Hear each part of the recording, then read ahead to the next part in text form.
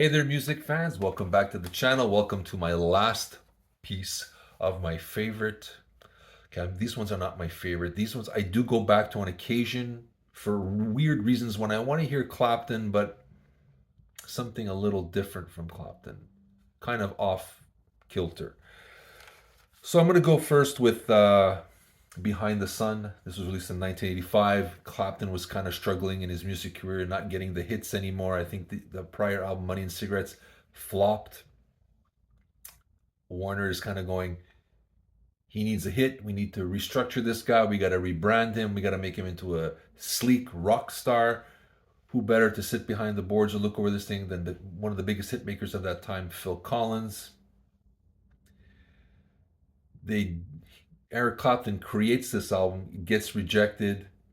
They get Ted Templeman to come in. They get another couple of guys to write some new songs for him, revamp it. It's a little all over the place because it's kind of part like a standard Eric Clapton album. Then it suddenly goes into if Eric Clapton sang a Phil Collins record. So it is different. But She's Waiting is a great song. Same Old Blues. I love that track. Forever Man. I still think that's a sensation. It's slick, it's polished, yes, but it is fun nonetheless. I think it holds up a little bit better than what the critics said. It's no masterpiece by any stretch of the imagination, but it holds up a little better than I thought. I listened to it a couple of weeks ago. Next up, this is the one I think that most fans are going to kill, and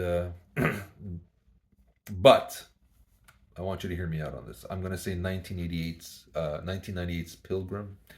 This is a very R&B sounding album. A lot of beats on here. This is not an Eric Clapton album by any stretch of the imagination. He apparently had said he wanted to create the saddest record of all time. I think he made the saddest record for Eric Clapton album, Clapton fans, that's for sure. But River of Tears is a solid track. Circus is a beautiful acoustic number. And the title track, Pilgrim. That's the song I think you need to go back to. Listen to the yearning in his voice. This, for me, is the album where Eric Clapton went from, I'm a guitarist and I kind of sing on my records, but I'm a guitarist.